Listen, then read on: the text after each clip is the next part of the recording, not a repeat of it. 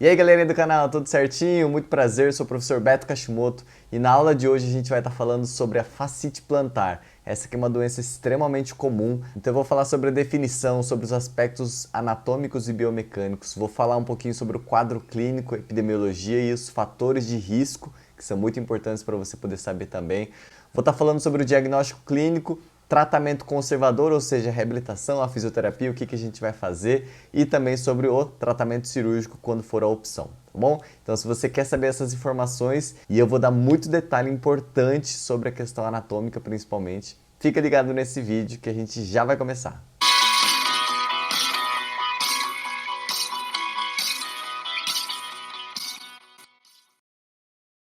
Pessoal, antes de começar esse conteúdo, eu já vou pedir para você, se você não é inscrito, por favor, inscreva-se no nosso canal, ative o sininho de notificação, porque eu tenho certeza que esse conteúdo vai agregar para você. E se você gostar, claro, deixe o seu joinha, seu like e também compartilhe esse conteúdo, tá bom? Então vamos começar com a nossa aula. Hoje eu trouxe aqui algumas coisas no computador e também tem algumas anotações que estão espalhadas aqui que vocês não estão vendo, mas porque são muitas informações importantes que eu não quero deixar passar nada batido para vocês, tá? Nessa imagem da esquerda é muito interessante porque vocês estão vendo uma fáscia plantar aberta de um cadáver, onde está mostrando então as setas desde o começo até a sua inserção, então ela está originada ali na região do calcânio e se insere na cabeça dos metatarsos. Na imagem do meio é um esquema, né, um desenho mostrando justamente isso. E a imagem da direita ela é extremamente importante para mostrar a inervação do nosso pé, advinda principalmente dos nervos plantar medial e plantar lateral. E essa importância anatômica é porque se a fáscia plantar ela estiver extremamente aderida ou extremamente encurtada, ela pode sim gerar sintomatologia neural também, tá bom? Não é o quadro clínico mais comum, mas pode vir a acontecer por conta dessa inervação.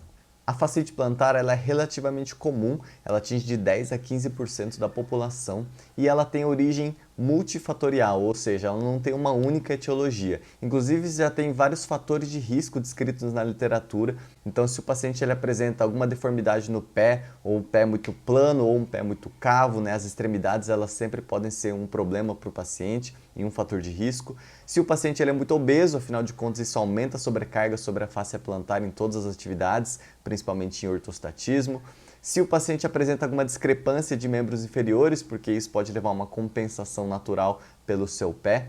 E se o paciente ele apresenta alguns encurtamentos, por exemplo, os encurtamentos das musculaturas intrínsecas dos pés, vem sendo muito estudado também o encurtamento dos gastrocnêmios, né, especificamente, eu vou falar um pouquinho sobre isso mais para frente. Outra coisa também muito estudada é sobre o esporão de calcânio, embora ele não tenha ainda uma ligação direta, pelo menos nada até hoje dentro do meio científico concreto em relação a isso, mas também pode ser um fator de risco sim. E uma outra coisa bastante estudada é a falta de dorsiflexão total. Então alguns fatores que eu vou estar comentando daqui a pouco com vocês no diagnóstico. Em relação ao quadro clínico, é um quadro clínico clássico, né? O paciente ele geralmente apresenta dor na região plantar, principalmente próxima à região calcânea, bem na região mais medial. Esse é a região mais acometida em geral pela sintomatologia da fascite plantar. E também o quadro clássico é a dor matinal, ou seja, como o paciente ele permanece durante o sono com o pé mais em repouso, naturalmente acontece um encurtamento dessas fáscias durante o seu repouso. E na hora que você levanta, na primeira pisada que você dá, na hora que você estende aquela fáscia, é a hora que geralmente mais o paciente ele reclama de dor. Então, a característica clássica é a dor na primeira pisada, é a dor matinal e depois ao longo do dia ela vai melhorando um pouquinho, mas é claro que em casos muito crônicos o paciente ele acaba tendo dor o tempo todo. Mas nas fases mais agudas, principalmente, esse é o padrão característico. Para fazer o diagnóstico, ele é primariamente clínico, né? Ou seja, através da sintomatologia que o paciente refere, que eu já acabei de falar, e também existe um único teste até hoje descrito na literatura que pode auxiliar no diagnóstico. Esse teste ele é baseado no mecanismo de Windless. Não sei se você já ouviu falar, eu vou mostrar para você uma imagem onde você está visualizando no perfil um pé, e o amarelo está desenhado ali como a região da fáscia plantar e toda a sua conexão até o nosso hálux. E o Hicks, que foi inclusive a primeira pessoa que falou sobre a fascite plantar em 1954, ele já descreveu biomecanicamente esse mecanismo, na qual, quando nós estendemos passivamente o nosso hálux, acontece uma tensão exacerbada sobre toda a aponeurose plantar, ou seja, sobre a nossa face plantar. Inclusive, isso é possível de ser visualizado e de ser palpado no nosso paciente. E como então essa movimentação passiva sobre o hálux, ela tende a estirar toda essa região da face, foi idealizado então esse teste chamado teste de Windless. Então, como vocês estão vendo no vídeo, o paciente ele está em ortostatismo, com os pés apoiados até a área da cabeça dos metatarsos, mantendo os dedos livres. O terapeuta ele realiza uma extensão passiva do hálux e caso isso venha a exacerbar a sintomatologia do paciente pela qual ele veio te procurar, ou seja, a dor na região da face plantar, principalmente na região medial, próxima do calcânio, isso é considerado um teste positivo. Embora na literatura o teste de Windless ele não apresente uma sensibilidade muito alta, ou seja, uma relação direta entre a positividade com a confirmação da doença, ele apresenta uma especificidade de até 100%. Ou seja, quando o paciente ele apresenta o teste negativo, a chance de não ser fascite plantar é extremamente alta. Isso é muito bom para fazer um diagnóstico diferencial, quando o paciente ele vem apresentando alguma dor na região plantar, principalmente próxima da região do calcânio. Fazer esse teste e não der positivo significa que as chances de não ser fascite plantar são muito altas, então você já vai pensar em outro diagnóstico. O médico ele também pode solicitar alguns exames de imagem para fazer a complementação do diagnóstico. Então o primeiro deles é sempre o raio-x e o raio-x em perfil é possível a gente poder detectar um dos fatores de risco, que é o esporão de calcânio. Então vocês estão vendo aí nessa imagem o raio-x da esquerda no perfil normal e no raio-x da direita com um esporão, né? Tá mostrando aí na seta amarela. Mas muito cuidado para fazer a associação da fascite plantar com o esporão de calcânio. Os estudos mais recentes, nenhum deles demonstra essa relação direta. E outra coisa, o esporão de calcânio, ele nasce bem ali na região próxima do osso do calcânio. E a fáscia plantar, ela está com a sua origem mais próxima dos flexores curtos dos dedos, ou seja, até as origens anatômicas dessas duas estruturas elas são diferentes. Portanto, de fato, pode ser sim um fator de risco, como está na literatura, mas nem sempre a gente pode fazer uma associação direta entre um e outro. Também pode ser solicitado pelo médico um ultrassom diagnóstico, que vai aparecer ali talvez um espessamento da fáscia, ele pode ser espessado em até 4 milímetros, já diagnosticando então uma inflamação sobre essa região.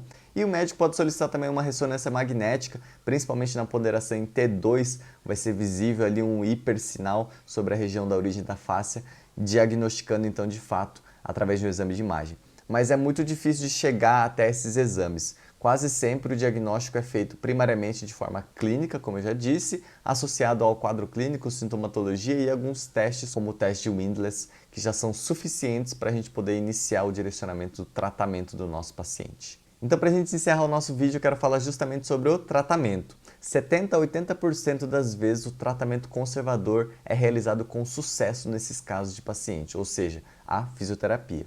E eu quero mostrar para vocês o que nós temos aí de evidências mais recentes relacionadas ao tratamento conservador.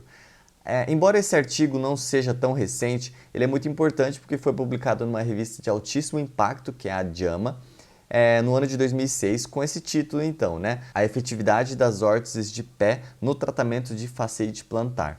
Então foram realizados 3 grupos, um com uma órtese que era uma órtese placebo, extremamente fina, que não fazia nenhum tipo de alteração mecânica, uma órtese pré-fabricada, que a gente compra nas casas médicas, e uma órtese que foi moldada especificamente para o paciente. As duas outras órteses, portanto, elas eram de fato para fazer tratamento. Após 3 meses do uso de órtese pré-fabricada e moldada, elas melhoraram a dor e principalmente a funcionalidade comparados ao placebo.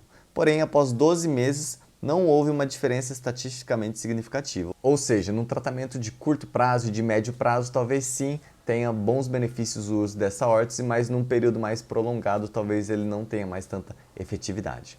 Já nesse outro artigo, bem recente, inclusive desse ano, 2019, publicado na JOSPT, numa revista extremamente conceituada dentro da fisioterapia, também trouxe a questão da efetividade em relação às órteses dos pés versus a injeção de corticosteroides para essas dores plantares na região do calcânio.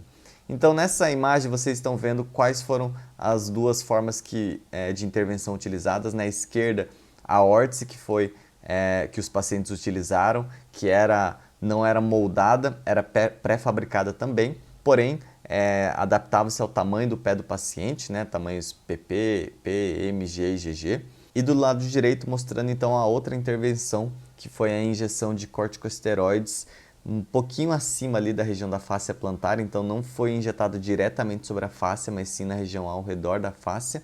E isso tudo foi guiado através de um ultrassom. E quais foram os resultados encontrados? Que em até 4 semanas a injeção de corticosteroides ela foi mais eficiente, principalmente em relação à dor dos pacientes. Porém, de 4 a até 12 semanas, a órtese ela foi mais efetiva em relação à dor. E depois disso, elas praticamente ficaram iguais. Ou seja, a injeção de corticosteroides elas podem ser boas sim, principalmente quando o seu paciente está com um quadro de dor muito aguda ainda dentro do primeiro mês e que não está tendo uma melhora muito significativa com a fisioterapia apenas. Hoje não tem se falado tanto assim, mas há um tempo atrás era muito falado e muito divulgado e muito estudado a respeito do PRP, que é o plasma rico em plaquetas. Então, era realizada uma punção do sangue do paciente, uma centrifugação e retirado somente o plasma, que era rico em plaquetas, para poder ser reinserido nas regiões como uma forma de tratamento. E o PRP, na maior parte dos estudos relacionados à fascite plantar, ele não tem uma melhora mais significativa do que as outras formas de tratamento. Uma outra terapia importante também é a terapia por ondas de choque, né? Ondas de choque extracorpóreas.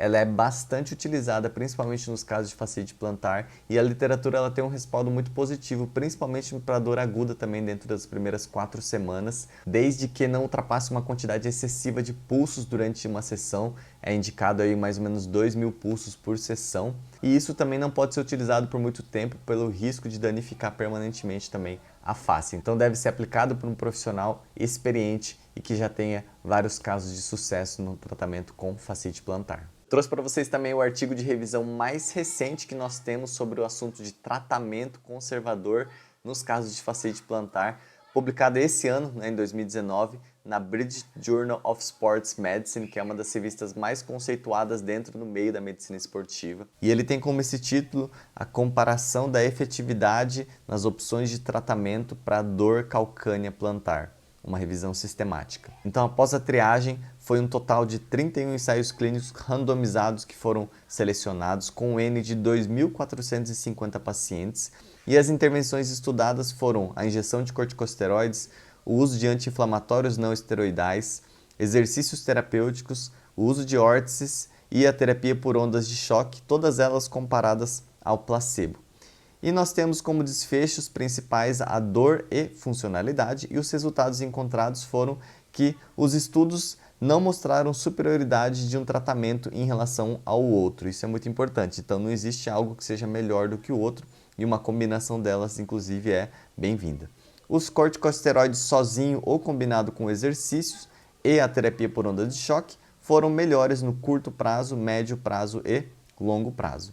E os exercícios parecem ser melhores apenas no longo prazo. Então isso é muito importante, que talvez no começo da nossa reabilitação a gente precise sim de corticosteroides ou de terapia por ondas de choque para nos auxiliar principalmente em relação à dor.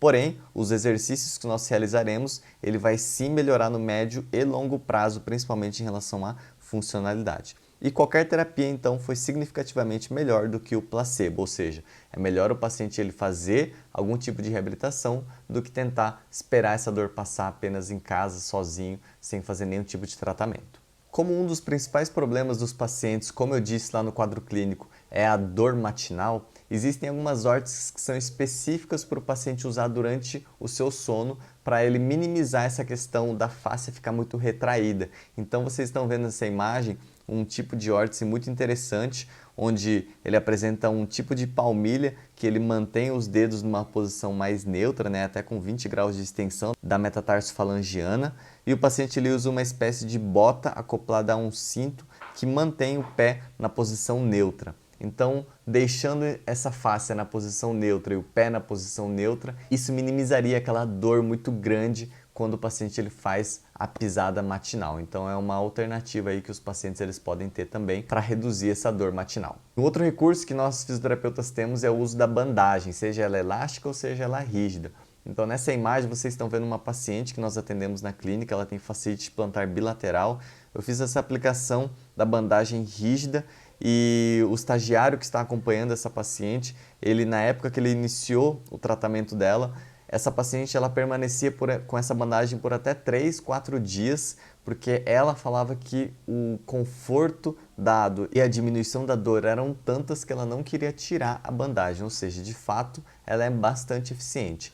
E nós fizemos o teste um dia aplicando uma bandagem elástica, a Kinesio Tape, porém não teve tanta efetividade assim quanto a bandagem rígida, principalmente para esse caso. Então é uma técnica, uma terapia que eu recomendo você utilizar também nos seus pacientes para ver os resultados. Além de todos os exercícios que você vai realizar, de alongamento da fáscia, que inclusive ele é muito recomendado na literatura como uma excelente forma de melhorar os quadros de dor do paciente, além da liberação miofascial, além dos exercícios de fortalecimento da musculatura intrínseca, que é muito importante também para formar a base do seu pé, numa fase mais avançada é importantíssimo entrar com exercícios específicos trabalhando aquele mecanismo de windlass, ou seja, você vai posicionar o seu paciente apoiado com os dedos sobre um rolinho de toalha como esse da imagem.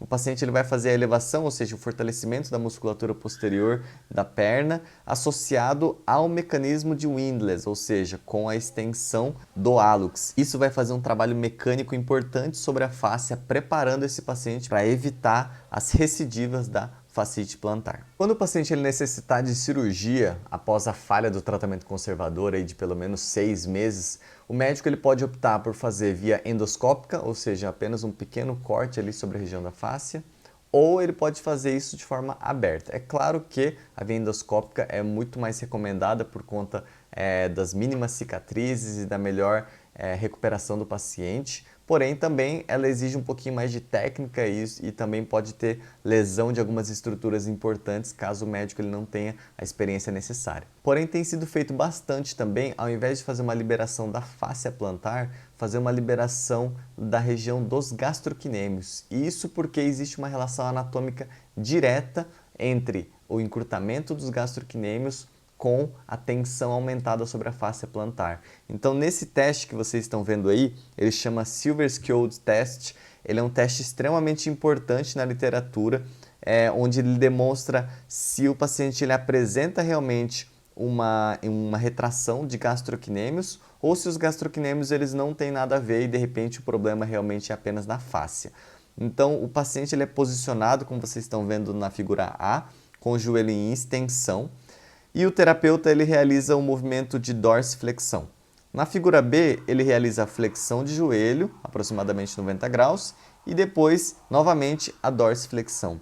Caso ele perceba que há um aumento da dorsiflexão com a flexão de joelho, isso significa que há um encurtamento dos gastrocnêmios. Afinal de contas, eles são biarticulares, né? Eles iniciam-se acima da região do joelho e eles podem ser, então, os responsáveis por estar gerando essa retração importante da fáscia plantar como consequência. É importante nesse teste que a articulação subtalar e a médio-társica elas estejam totalmente travadas, ou seja, para que elas não façam a compensação dos movimentos de dorsi e plantiflexão. Portanto, o terapeuta ele precisa localizar a articulação, principalmente ali a de Chopard e a de Lisfranc. Portanto, o terapeuta ele precisa localizar essa articulação, travar o movimento dessas articulações com as suas mãos e assim realizar o movimento de dorsiflexão, tanto com o joelho estendido como o joelho fletido. Esse é um teste que clinicamente nós fisioterapeutas também podemos utilizar para pensar se nós devemos trabalhar ou não nessas fáscias dos gastrocnêmios. E os médicos, inclusive, eles usam esse teste também para optar entre a liberação diretamente na fáscia plantar ou fazer uma liberação da fáscia dos gastrocnêmios. Para você ter uma ideia de como há uma ligação direta, essa é uma imagem muito interessante de um artigo mostrando então no lado esquerdo, no número 2 e no número 1 estão demonstrados as fáscias dos gastrocnêmios, no número 3 a fáscia do sólio e no número 5 a continuidade deles que gera o tendão calcâneo. No lado direito, na letra A, está mostrando justamente a extensão na junção das fáscias, tanto dos gastrocnêmios como com o sólio, e isso tudo gerando então o tendão do calcâneo, que por continuidade pode levar a uma retração da fáscia plantar. Portanto, é importantíssimo que nós fisioterapeutas também façamos esse teste, porque de repente o trabalho, além de ser local na fáscia, ele precisa ser muito relacionado a liberação de fáscias e o alongamento dos gastrocnêmios. E aí nessa imagem, só por curiosidade, para mostrar para vocês, né, isso é muito mais específico do médico, mas para vocês entenderem que eles podem ter até 5 níveis de locais de ressecção dessas fáscias, né, desde a parte mais próxima do tendão calcâneo até a parte mais próxima da origem dos gastrocnêmios, com diversas técnicas específicas. Nessa outra imagem, vocês estão vendo então na figura a exposição da fáscia da aponeurose dos gastrocnêmios. Na figura B, a secção dessa aponeurose dos gastrocnêmios e embaixo ainda é possível ver a fáscia do músculo sóleo. Já na imagem C foi seccionada então também a fáscia do sóleo, então já fica exposto toda a parte da musculatura. E na imagem D, ele mostrando então que durante a dorsiflexão aumentou-se, né, foi liberado por conta dessa ressecção dessas fáscias. Nesse último estudo que eu quero mostrar para vocês, ele está falando a respeito das fascites plantares crônicas. Então, é uma comparação entre a fasciotomia diretamente sobre a região plantar versus a ressecção dos gastrocnêmios que eu comentei. Então, na imagem da direita de cima, está mostrando aí a abordagem diretamente sobre a fáscia plantar. Na imagem de baixo, está mostrando ali o ponto onde vai fazer a abertura para a liberação da fáscia dos gastrocnêmios. E olha que interessante, 54% dos pacientes que realizaram a fasciotomia plantar, eles relataram uma melhora do quadro, já quem fez a liberação dos gastrocnêmios tiveram uma melhora de 94% comparado a apenas 6% de insucesso. Ou seja, isso nos faz pensar que, de repente, o nosso trabalho, além de ser apenas localizado na fáscia plantar, ele deve ser, sim, extremamente focado também para a liberação de toda a fáscia dos gastrocnêmios, do tríceps oral como um todo, também a liberação de tendão calcâneo. Então, uma abordagem biomecânica muito mais extensa. Pessoal, então esse foi o vídeo de hoje. Eu sei que foi um pouquinho mais longo do que o normal, mas eu queria passar para vocês esses detalhes, essas informações que foram extremamente importantes. Eu fiz um levantamento, tenho cheio de anotações aqui, que eu acho que eram importantíssimas para passar para vocês essa visão. Se você quer ter acesso, né, a todos esses artigos, me deixa aí no comentário o seu e-mail, me manda um recado que eu tenho o prazer, né, de encaminhar todos esses materiais para vocês. Eu fiz aí um levantamento de tudo, aprendi muita coisa nesse levantamento também, acho que é muito legal essa troca de experiências, essa atualização que a gente vai fazendo. E se você gostou desse vídeo, já deixe seu joinha, seu like, compartilhe ele com as pessoas aí que você acha que deveriam receber essa informação, que vão se beneficiar com essa informação. Também se inscreva no canal, caso você ainda não seja, ativa o sininho de notificação, assista os outros vídeos do canal que eu tenho certeza que você vai gostar e nos vemos então no próximo vídeo. Valeu!